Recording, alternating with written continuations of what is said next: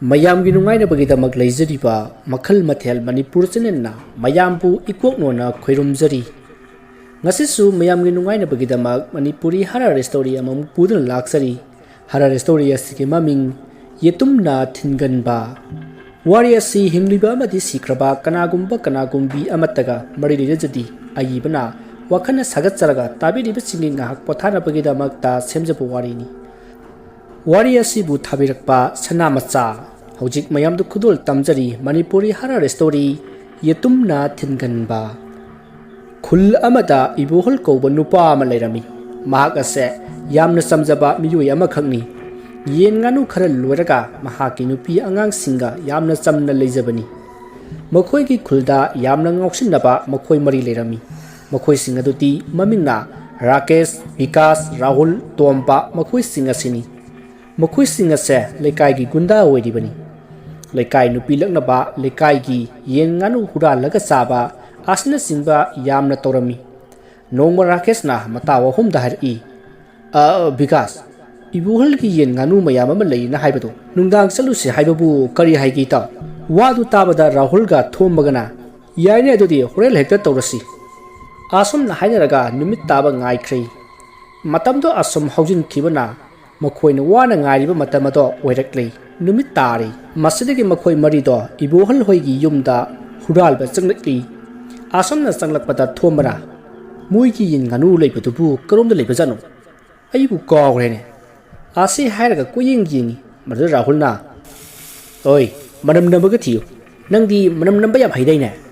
thombaga rahul ga ngangna badu tabada rakeshna as yare tuminam ta leyu ke toroge haira I asomna makoina koithi thirakpada ibuhal hoigi yen nganu leiba do thengnaraduna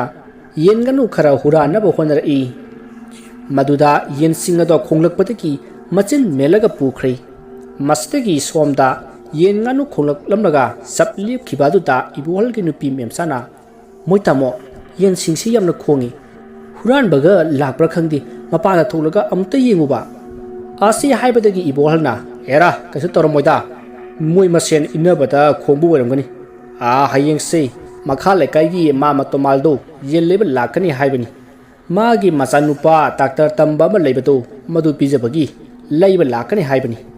madugi senduna yenguna se khara semjin ba haidana khallibani pikpa sida makhoi se sinduna tawriba jani yare yare tumo masida memchana o tomal haisi maipa oibuduro maduda ibolna mani mani hai khrap maibani adunani yensinga sina khongliba se asi hairaga phagi tawthoktuna pothana khrei asomna ahing aduma haukhri mathangi numitni ayuk nganta hogatuna ibuhol thabak inkhang tawri mahaki nupi memsa imung manungi thabak tawri thabak loraga yengonda changlakpadadi yensing ado masing walamli masidagi mahaki nupa ibuhol de yen watle haduna pau piakhi prada ibuholna is karinuni tawri basibo mina huran khadra hairakpada memsana yaman nungai jaramdi asomna matai manau aniaduna nungaitna leiringai amaiba tomaldo laklami ibuhalna ma lakpiribra haibada tomalna hoi hoi laklibani hai kari toba yarogene nakhoibu yam nungaitna uida icha nupado hojik laagani hairakle aduna nangi yen am leiba laklibani ne nungsu nungkanduna leiramliba sibu kari toba yarobage asi haina hanglakpaduda ibuhalna mama yen khra min hural khrai asomna hairami nada memsa su mama aikuna yen nganu khara loiraga imung manung pujaribani adubu mina amu huran bikre asomna yamma nungaitana hairami amaiba tomalna farese huran khasan adu moigi khungun ga tabri yengu masi hairakpada ibolna wakhal amal lai ibolna mama ai yengjage asi hairagi yengi aduga hairi mama khungul duda thangga yanba yorodro asi haiduna hangi maduda amaiba tomalna nate bungo yetumna thingadoribani maduda huralbado khangadoribani hairami makhoigi yengon ado yena khada sai mafam ado khara chot lawi aduna khungun ado hek yengbada urami masitegi amaiba tomalna khungun ase yopakna phajna kokhalau thabak horasi haibada ibuhalna khungun ado kokhalai aduga memsada itum leibra leirabadi puthora u hairami ꯃꯦꯝꯆꯥꯁꯨ ꯌꯦꯇꯨꯝ ꯑꯗꯨ ꯄꯨꯊꯣꯛꯂꯒ ꯇꯣꯃꯥꯜꯗ ꯄꯤꯔꯝꯃꯤ ꯃꯁꯤꯗꯒꯤ ꯇꯣꯃꯥꯜꯅ ꯌꯦꯇꯨꯝ ꯑꯗꯨꯗ ꯃꯟꯇ꯭ꯔ ꯁꯣꯜꯂꯒ ꯈꯣꯡꯒꯨꯟꯗ ꯊꯤꯜꯂꯝꯃꯤ ꯑꯁꯣꯝꯗꯅ ꯀꯝꯗꯧꯔꯤ ꯕꯤꯀꯥꯁ ꯔꯥꯀꯦꯁ ꯔꯥꯍꯨꯜ ꯊꯣꯝꯕ ꯃꯈꯣꯏ ꯃꯔꯤ ꯕꯤꯀꯥꯁ ꯍꯣꯏꯒꯤ ꯌꯨꯝꯗ ꯃꯈꯣꯏ ꯃꯔꯤ ꯄꯨꯟꯅ ꯑꯍꯤꯡ ꯂꯦꯛꯂꯝꯃꯤ ꯃꯈꯣꯏꯅ ꯍꯨꯔꯥꯜꯂꯛꯄ ꯌꯦꯟꯁꯤꯡ ꯑꯗꯨꯅ ꯃꯈꯣꯏꯅ ꯈꯪꯅꯕ ꯃꯐꯝ ꯑꯃꯗ ꯂꯣꯠꯂꯒ ꯊꯝꯂꯝꯃꯤ ꯃꯁꯤꯗꯒꯤ ꯊꯣꯝꯕꯒꯤ ꯈꯣꯡꯄꯥꯛꯇ ꯃꯆꯤꯟ ꯇꯨꯝꯕ ꯄꯣꯠꯁꯛ ꯑꯃꯅ ꯈꯪꯊꯤꯟ ꯊꯤꯜꯂꯛꯄꯗ ꯊꯣꯝꯕꯗꯣ ꯈꯪꯄ꯭ꯔꯦꯛ ꯈꯪꯉꯤ ꯃꯁꯤꯅ ꯇꯥꯛꯄꯗꯤ ꯈꯣꯡꯒꯨꯜ ꯑꯗꯣ ꯊꯣꯝꯕꯒꯤ ꯈꯣꯡꯒꯨꯜꯅꯤ ꯍꯥꯏꯕꯅꯤ ꯊꯣꯝꯕꯅ ꯑꯩ ꯏꯃꯥ ꯑꯩ ꯌꯥꯝ ꯅꯥꯔꯦ ꯈꯣꯡꯄꯥꯛꯁꯤꯗ ꯀꯔꯤꯅꯣ ꯃꯆꯤꯟ ꯇꯨꯝꯕ ꯑꯃꯅ ꯊꯤꯜꯂꯛꯏ ꯍꯥꯏꯔꯛꯄꯗ ꯃꯃꯥꯟꯅꯕ ꯑꯍꯨꯝꯅ ꯌꯦꯡꯉꯨꯕ ꯃꯇꯝꯗꯗꯤ ꯊꯣꯝꯕꯒꯤ ꯈꯣꯡꯄꯥꯛ ꯃꯌꯥꯏꯗ ꯃꯨꯁꯤꯟ ꯃꯨꯅ ꯂꯩꯔꯝꯕ ꯑꯗꯨ ꯎꯕꯗ ꯃꯈꯣꯏ ꯑꯍꯨꯝ ꯌꯥꯝꯅ ꯉꯛꯂꯝꯃꯤ ꯀꯤꯁꯨ ꯀꯤꯔꯝꯃꯤ ꯑꯌꯨꯛꯁꯤꯗ ꯇꯧꯔꯛꯂꯤꯕ ꯑꯁꯤꯕꯨ ꯀꯔꯤꯅꯣ ꯍꯥꯏꯅ ꯍꯥꯏꯅꯔꯝꯃꯤ ꯁꯣꯝꯗꯅ ꯇꯣꯃꯥꯜꯅ ꯍꯧꯖꯤꯛꯇꯤ ꯆꯩꯅꯥ ꯈꯔ ꯄꯤꯈ꯭ꯔꯕꯅꯤꯅ ꯈꯔ ꯂꯩꯔꯒ ꯃꯤꯁꯛ ꯑꯗꯨ ꯈꯪꯂꯒꯅꯤ ꯀꯩꯁꯨ ꯅꯨꯡꯉꯥꯏꯇꯕ ꯇꯧꯔꯨꯔꯅꯨ ꯑꯩꯁꯨ ꯆꯠꯂꯒꯦ ꯅꯪꯒꯤ ꯌꯦꯟꯁꯤ ꯀꯌꯥ ꯀꯌꯥ ꯄꯤꯔꯤꯕ ꯍꯥꯏꯗꯨꯅ ꯍꯪꯕꯗ ꯏꯕꯣꯍꯜꯅ ꯃꯥꯃꯥ ꯄꯩꯁꯥ ꯂꯧꯖꯔꯔꯣꯏ ꯍꯥꯏꯔꯒ ꯌꯦꯟ ꯑꯃ ꯇꯣꯃꯥꯜꯗ ꯄꯤꯔꯝꯃꯤ ꯑꯗꯨꯒ ꯏꯕꯣꯍꯜꯅ ꯃꯥꯃꯥ ꯑꯩ ꯍꯣꯔꯦꯟꯁꯤ ꯅꯨꯡꯗꯥꯡ ꯋꯥꯏꯔꯝ ꯆꯠꯊꯣꯔꯛꯆꯒꯦ ꯋꯥꯔꯤ ꯑꯃꯇꯪ ꯁꯥꯟꯅꯁꯤ ꯍꯥꯏꯕꯗ ꯇꯣꯃꯥꯜꯅ ꯀꯔꯤ ꯋꯥꯔꯤꯅꯣꯅꯦ ꯏꯕꯨꯡꯉꯣ ꯍꯥꯏꯗꯨꯅ ꯍꯪꯉꯛꯄꯗ ꯏꯕꯣꯍꯜꯅ ꯃꯥꯃꯥ ꯑꯩꯁꯨ ꯑꯃꯥꯏꯕ ꯇꯝꯒꯦ ꯍꯥꯏꯔꯝꯃꯤ ꯇꯣꯃꯥꯜꯅ ꯀꯩꯁꯨ ꯀꯥꯏꯗꯦ ꯌꯥꯏ ꯇꯝꯃꯨ ꯍꯩꯖꯤꯟꯕ ꯍꯥꯏꯕꯁꯦ ꯀꯥꯟꯅꯈ꯭ꯔꯕ ꯖꯥꯠꯅꯤ ꯑꯗꯨꯗꯤ ꯍꯣꯔꯦꯟ ꯂꯥꯛꯑꯣꯀꯣ ꯃꯁꯤ ꯍꯥꯏꯔꯝꯂꯒ ꯆꯠꯈ꯭ꯔꯦ ꯏꯕꯣꯍꯜꯅ ꯈꯜꯂꯤ ꯑꯁꯨꯃꯥꯏꯅ ꯑꯩꯅ ꯍꯌꯦꯡ ꯑꯃꯥꯏꯕ ꯑꯣꯏꯔꯕꯗꯤ ꯍꯨꯔꯥꯟꯕ ꯆꯪꯂꯛꯄꯗ ꯃꯤꯗꯣ ꯑꯩꯅ ꯀꯩꯗꯧꯒꯤꯗꯦꯕꯨ ꯑꯁꯤ ꯍꯥꯏꯔꯒ ꯌꯦꯡꯒꯣꯟ ꯁꯦꯝꯖꯤꯜꯂꯤ ꯑꯁꯣꯝꯗꯅ ꯊꯣꯝꯕꯗꯣ ꯆꯩꯅꯥ ꯈꯥꯡꯂꯤ ꯕꯤꯀꯥꯁꯅ ꯑꯩ ꯑꯃꯥꯏꯕ ꯀꯧꯔꯨꯒꯦ ꯍꯥꯏꯔꯒ ꯊꯣꯛꯈ꯭ꯔꯦ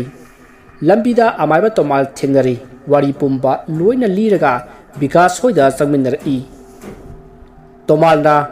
ꯏꯁꯤꯡ ꯑꯁꯦꯡꯕ ꯈꯔ ꯄꯨꯔꯛꯎ ꯍꯥꯏꯕꯗ ꯏꯁꯤꯡ ꯑꯗꯣ ꯇꯣꯃꯥꯜꯗ ꯄꯤꯔꯝꯃꯤ ꯃꯟꯇ꯭ꯔ ꯁꯣꯜꯂꯒ ꯏꯁꯤꯡ ꯑꯗꯣ ꯄꯤꯊꯛꯄꯗꯒꯤ ꯐꯈ꯭ꯔꯦ ꯑꯗꯨꯗ ꯇꯣꯃꯥꯜꯅ ꯑꯃꯨꯛ ꯍꯥꯏꯔꯛꯏ ꯅꯣꯏꯅ ꯍꯨꯔꯥꯜꯂꯤꯕ ꯌꯦꯟ ꯑꯗꯨ ꯃꯄꯨꯗ ꯑꯃꯨꯛ ꯄꯤꯊꯣꯛꯈꯣ ꯃꯁꯤ ꯍꯥꯏꯔꯝꯂꯒ ꯆꯠꯈ꯭ꯔꯦ ꯃꯁꯤꯗꯒꯤ ꯊꯣꯝꯕꯅ ꯁꯤꯔꯝꯂꯤꯗ ꯍꯥꯏꯔꯝꯃꯤ ꯔꯥꯍꯨꯜꯅ ꯑꯃꯨꯛ ꯍꯥꯏꯔꯛꯏ ꯑꯩꯈꯣꯏ ꯃꯇꯝ ꯈꯔ ꯁꯥꯟꯇꯤꯗ ꯂꯩꯔꯁꯤ ꯃꯁꯤ ꯍꯥꯏꯔꯛꯄꯗ ꯔꯥꯀꯦꯁꯅ ꯃꯗꯨꯅ ꯐꯔꯅꯤ ꯃꯗꯨꯗ ꯊꯣꯝꯕꯅ ꯍꯥꯏꯔꯛꯏ ꯏꯕꯣꯍꯜꯒꯤ ꯏꯃꯨꯡꯁꯦ ꯑꯀꯤ ꯑꯈꯪ ꯈꯔ ꯇꯧꯁꯤ ꯑꯗꯨꯅ ꯊꯪꯅꯕ ꯈꯨꯜꯗ ꯂꯩꯕ ꯑꯃꯥꯏꯕ ꯃꯦꯘꯆꯟꯗ꯭ꯔ ꯑꯣꯏꯅ ꯍꯥꯏꯔꯁꯤ ꯃꯗꯨꯗ ꯕꯤꯀꯥꯁꯅ ꯍꯣꯏ ꯑꯗꯣ ꯌꯦꯟ ꯑꯁꯤꯅ ꯏꯕꯣꯍꯜꯒꯤ ꯊꯣꯡꯒꯥꯟꯗ ꯃꯤꯔꯛ ꯌꯦꯡꯂꯒ ꯂꯪꯁꯤꯜꯂꯝꯕꯁꯤ ꯃꯁꯤ ꯍꯥꯏꯅꯔꯒ ꯏꯕꯣꯍꯜꯒꯤ ꯊꯣꯡꯒꯥꯟꯗ ꯂꯥꯛꯂꯒ ꯂꯪꯁꯤꯜꯂꯝꯂꯒ ꯃꯈꯣꯏ ꯑꯍꯨꯝ ꯆꯠꯈ꯭ꯔꯦ ꯊꯣꯝꯕꯗꯤ ꯌꯥꯎꯗꯦ ꯕꯤꯀꯥꯁꯀꯤ ꯃꯌꯨꯝꯗ ꯂꯩꯍꯧꯕꯅꯤ ꯑꯁꯨꯝꯅ ꯃꯇꯝ ꯈꯔ ꯍꯧꯈ꯭ꯔꯦ ꯊꯥ ꯑꯃꯃꯨꯛ ꯍꯧꯈ꯭ꯔꯦ ꯏꯕꯣꯍꯜꯁꯨ ꯑꯃꯥꯏꯕ ꯑꯃ ꯑꯣꯏꯔꯦ ꯅꯣꯡꯃ ꯊꯣꯝꯕꯅ ꯃꯈꯣꯏꯒꯤ ꯃꯃꯥꯟꯅꯕ ꯑꯍꯨꯝꯗ ꯍꯥꯏꯔꯝꯃꯤ ꯏꯇꯥꯎꯁꯥ ꯑꯃꯥꯏꯕ ꯃꯦꯘꯆꯟꯗ꯭ꯔ ꯍꯣꯏꯗ ꯆꯠꯂꯒ ꯏꯕꯣꯍꯜꯒꯤ ꯌꯨꯝꯗ ꯑꯀꯤ ꯑꯈꯪ ꯈꯔ ꯇꯧꯕꯤꯌꯨ ꯍꯥꯏꯔꯨꯁꯤ ꯃꯁꯤ ꯍꯥꯏꯅꯔꯒ ꯃꯈꯣꯏ ꯃꯔꯤ ꯆꯠꯈ꯭ꯔꯦ ꯑꯃꯥꯏꯕ ꯃꯦꯘꯆꯟꯗ꯭ꯔ ꯍꯣꯏꯒꯤ ꯌꯨꯝ ꯌꯧꯔꯦ ꯑꯗꯨꯕꯨ ꯑꯃꯥꯏꯕ ꯑꯗꯨꯗꯤ ꯂꯩꯕ ꯎꯗꯦ ꯃꯗꯨꯗ ꯃꯈꯣꯏꯅ ꯀꯧꯔꯒ ꯌꯦꯡꯁꯤ ꯍꯥꯏꯗꯨꯅ ꯔꯥꯍꯨꯜꯅ ꯀꯧꯔꯝꯃꯤ ꯃꯦꯘꯆꯟꯗ꯭ꯔꯅ ꯀꯅꯥ ꯑꯣꯏꯔꯕꯅꯣ ꯍꯥꯏꯔꯒ ꯃꯄꯥꯟꯗ ꯊꯣꯛꯂꯛꯂꯤ ꯑꯗꯨꯒ ꯋꯥꯔꯤ ꯁꯥꯟꯅꯔꯝꯃꯤ ꯃꯁꯤꯗꯒꯤ ꯋꯥꯔꯤ ꯄꯨꯝꯕ ꯃꯦꯘꯆꯟꯗ꯭ꯔꯗ ꯂꯣꯏꯅ ꯂꯤꯔꯝꯃꯤ ꯃꯗꯨꯗ ꯑꯃꯥꯏꯕ ꯑꯗꯨꯅ ꯑꯗꯣ ꯏꯕꯨꯡꯉꯣ ꯄꯩꯁꯥꯗꯤ ꯈꯔ ꯆꯥꯎꯍꯜꯂꯨꯀꯣ ꯃꯁꯤ ꯍꯥꯏꯔꯛꯄꯗ ꯇꯣꯝꯕꯅ ꯑꯣꯖꯥ ꯌꯥꯝꯗꯤ ꯌꯥꯝꯗ꯭ꯔꯦ 3,000ꯁꯤ ꯊꯝꯖꯔꯝꯂꯒꯦ ꯍꯣꯔꯦꯟ ꯅꯨꯡꯗꯥꯡ ꯍꯦꯛꯇ ꯍꯧꯕꯤꯔꯣ ꯑꯁꯤ ꯍꯥꯏꯔꯝꯂꯒ ꯆꯠꯈ꯭ꯔꯦ ꯃꯗꯨꯗ ꯑꯃꯥꯏꯕ ꯃꯦꯘꯆꯟꯗ꯭ꯔꯅ ꯈꯜꯂꯤ ꯅꯣꯡꯃꯗ ꯁꯤꯒꯨꯝꯕ 4-5ꯗꯪ ꯂꯥꯛꯂꯕꯗꯤ ꯑꯩꯁꯦ ꯀꯌꯥ ꯅꯨꯡꯉꯥꯏꯈ꯭ꯔꯗꯕ ꯑꯁꯤ ꯍꯥꯏꯅ ꯈꯟꯖꯍꯧꯏ ꯑꯁꯨꯝꯅ ꯃꯇꯝ ꯍꯧꯈꯤꯕꯅ ꯅꯨꯃꯤꯗꯥꯡ ꯑꯣꯏꯁꯤꯜꯂꯛꯂꯤ ꯏꯕꯣꯍꯜ ꯍꯣꯏ ꯆꯥꯛ ꯏꯁꯤꯡ ꯆꯥꯕ ꯂꯣꯏꯔꯒ ꯉꯥꯏꯍꯥꯛ ꯋꯥꯔꯤ ꯁꯥꯟꯅꯔꯤ ꯃꯦꯝꯆꯥꯅ ꯃꯣꯏ ꯇꯥꯃꯣ ꯌꯦꯡꯒꯣꯜꯁꯤ ꯈꯔ ꯁꯥꯡꯗꯣꯛꯂꯁꯤ ꯍꯥꯏꯅ ꯋꯥꯔꯤ ꯁꯥꯟꯅꯔꯤ ꯁꯣꯝꯗꯅ ꯑꯃꯥꯏꯕ ꯃꯦꯘꯆꯟꯗ꯭ꯔꯅ ꯃꯥꯅ ꯁꯥꯟꯅꯕ ꯂꯥꯏꯁꯤꯡ ꯀꯧꯊꯣꯛꯂꯒ ꯑꯁꯣꯝꯅ ꯍꯥꯏꯔꯛꯏ ꯑꯩꯈꯣꯏꯒꯤ ꯊꯪꯅꯕꯗ ꯂꯩꯕ ꯈꯨꯜ ꯑꯁꯤꯗ ꯌꯦꯟ ꯉꯥꯅꯨ ꯌꯥꯝꯅ ꯂꯣꯏꯕ ꯏꯕꯣꯍꯜ ꯀꯧꯕ ꯅꯨꯄꯥ ꯑꯃ ꯂꯩꯕꯅꯤ ꯃꯍꯥꯛꯀꯤ ꯌꯨꯝꯗ ꯑꯀꯤ ꯑꯈꯪ ꯈꯔ ꯇꯧꯔꯨꯆꯣ ꯆꯠꯂꯨ ꯑꯁꯤ ꯍꯥꯏꯔꯒ ꯊꯥꯗꯣꯔꯛꯂꯤ ꯁꯣꯝꯗꯅ ꯏꯕꯣꯍꯜꯅ ꯑꯩꯗꯤ ꯄꯣꯊꯥꯔꯨꯔꯒꯦ ꯍꯥꯏꯔꯒ ꯍꯧꯒꯠꯂꯛꯄꯗ ꯌꯦꯅꯈꯥꯗ ꯃꯤꯅ ꯆꯦꯟꯕꯒꯤ ꯈꯣꯟꯖꯦꯜ ꯇꯥꯔꯛꯏ ꯃꯦꯝꯆꯥꯅ ꯍꯨꯔꯥꯟꯕ ꯑꯣꯏꯔꯖꯥꯠꯂꯥ ꯍꯥꯏꯕꯗꯒꯤ ꯏꯕꯣꯍꯜꯅ ꯉꯥꯏꯈꯣ ꯃꯤ ꯂꯥꯏꯔ ꯑꯃꯨꯛꯇ ꯌꯦꯡꯈꯤꯒꯦ ꯑꯁꯤ ꯍꯥꯏꯔꯒ ꯂꯥꯏꯁꯣꯟ ꯑꯃ ꯁꯣꯜꯂꯒ ꯌꯦꯡꯉꯛꯏ ꯃꯗꯨꯗ ꯈꯪꯂꯤ ꯂꯥꯏ ꯐꯠꯇꯕꯅꯤ ꯍꯥꯏꯕꯁꯦ ꯃꯗꯨꯗ ꯃꯦꯝꯆꯥꯗ ꯑꯁꯨꯝꯅ ꯍꯥꯏꯔꯛꯏ ꯍꯥꯏ ꯅꯨꯄꯤ ꯑꯉꯥꯡꯁꯤꯡꯁꯦ ꯐꯃꯨꯡꯗ ꯄꯨꯁꯤꯜꯂꯒ ꯇꯨꯃꯤꯟꯅ ꯂꯩꯌꯨ ꯃꯁꯤ ꯍꯥꯏꯔꯝꯂꯒ ꯏꯕꯣꯍꯜ ꯊꯣꯡ ꯍꯥꯡꯗꯣꯛꯂꯒ ꯃꯄꯥꯜꯗ ꯊꯣꯛꯂꯛꯂꯤ इबोहलना थोलकपदा अकीब फंगलब लाइमुसिंगना इबोहलदा सोंसिल्लके तवी इबोहलना नुंग मचा अमा खुल्लगा मंत्र सोलगा लाइमु अदुदा लंगसली नुंग अदु लंगसिल्लुबदा लाइमु अदुना इबोहलदा ममित खाली जिंगई इबोहलना मसिदी जाररुई खलदुना मागी लाइसिंग अदो कौथोकलगा हाइरई मसिदा लैरिबा लाइसिंग असि फुरगा तांथोखो मसि हाइरकपदा लाइसिंग अदो फुनबा हौरकले लाइसिंग अदुना असुम फुनरकपदा लेकाइगी हुइसिंग अदो सांगना सांगना सिंगदुना खोंगरमी इंखोल संबल पुनमक सासना नैखाइबदगी हेना नैखाइख्रै मसिदगी मेघचंद्रना थारकपा लाइसिंग अदुना खरा लाक्चरकपदगी अमाइबा मेघचंद्रदो मोमोन नोकली मदुदा इबोहलना मागी लाई अमा कौसिल्लगा हाइरई अखोइगी मखा थंबता लैबा अमाइबा तोमाल हाइबा अमा लैबनी मागी मनाक्ता चलु मतेंग अमुक्ता पांगबियु हाइदुसु अइना थारकपने हायु हाइरगा लाई अदो थादोख्री सोमदना तोमालदो साक तोकपगी फमुंगदा ngaiak hipaga leiri matam aduta mapalda mi amana oja tomal haraga kori tomal do masada karinu ama phori masidigi tomalna kanano ne haraga thong hangdok laga jinglak padadi suri taphamda lai ama liplaga leirami tomalna nangbu kanano tharakpano haiduna hangli madda lai aduna tomal da wari pumba lirami masidigi tomalna khalli yen nganu loraga imung manung punariba miyoida kanana lai thajilaklibanino asomna khalli masidagi lai aduda mateng panglage haibadagi lai adu chatkri tomalna mana sadaba mapangal jamna kallaba lai sing thadoklaga ibohalge yumda tharai somdana amaiba mega chandrana mana ngambagi momon nokli mahaki lai sing na ngamba aduda harauri tanja aduda kadomdagi no ikhang khang hodana मेघ चंद्र की lysing अदो लाई अमना लुसमद पायरगा नमसिल्लगा फुथरई मेघ चंद्र पुंगंगई अहिम अदुदा तौरिबतो लाल अमा हाइबदो ओइरी अमाइबा अहुमना थादोरकपा lysing अदुना assume फुनरकपदा विकास होइगी इंखोल जौसिल्लकले मददा विकासना फोनदा मताव अहुमगा वारी सानरी मपालदा मखोल अमा ताय हाइदुना मसिदगी महागना मपालदा थोलकपदा मखोइगी इंखोलदा लाइमु मयाम अमा फुनरगा लेरमबदो उबदा विकास कीरुना महाग थोंगदो खंथिन थिंजली ममाना कैदौरगे इबुंगो नंगबो हाइबदा कैसु तौदे हाइरगा फमुंगदा तुमिना लैख्रै अमाइबा मेघचंद्रगी लाइसिंग अदो तोमालगी लाइसिंग अदुना फुरकपदा खांगबा ngamdrei मसिदगी महागना जारारोय खलदुना अमाइबा मेघचंद्रना महाकी लाइसिंग अदो कौसिनख्रै तोमालगा इबोहलगसु मागी लाइसिंग अदो कौसिनख्रै इबोहलना इमुंगदा चंगलकपदा मेमसाना हुमाक अन पिकारगा लेरमी इबोहलना आइनुपी कैसु तरोइदा आ पथारो हाइरमलगा पथाहनख्रै असोमना अहिंग अदुम हौख्रै मथंगी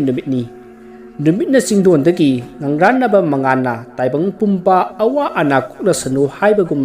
तपना थोलकलै इबोहलगा मेमसागसु हौगतुना अयुक्ता तौदबा सिंथा तौरी इबोहलना नुपी आई मामा तोमाल होइदा अमुक्ता चलुखिगे यामना थुना लाकनी हाइरई मेमसाना हो ngasisu ngarangge domana lai mayam ama kauraga amuk sanahalgedoribaro haibada ibohalna hai nupi jai lepo adoida nangi tagum thokpodo adum tawru asi hairamlaga satkrei ibohalna tomal hoida chatlibagi maramdi rang numidang tomalna ibohalgi mateng pangpibaduda ibohalna harauduna tomal hoida chatlibani somdana rahul rakesh thomba makoi ahumsu vikas hoida laklami matamduda vikas sumangda waisetula leirami masida thombana itaudi thabuk yam phakreda hairei arda vikasna hai phabaga lairi wari amta sanasi laune hairaga konsili aduga ngarang numidang thokiba thodok pumba vikasna tamlami rakesh rahul thomba makoi ahumsu hainarei adune itaw ngarang di tumbuga mate jadi asi hairaga makoi da thindeba singato wari sanari rahulna itaw akoi sigumba se torogumsi kanagi inkhol sambalga se loina nei khairamle sa sana nei khaibadagi henkre aduna aikoi ngasi haiba numisidagi migi mapot maran mitaragumse amaiba megachandragi manakta su amuhana chalagumsi asom na hainaraga makoi marido wakhal taminaki wari asi matang sida loijari wari asida soikiba lankiba wahi wata yarobasu tabiriba singna pukchal chauna ngakpigani mayam boroi bada mukka hana khurumjari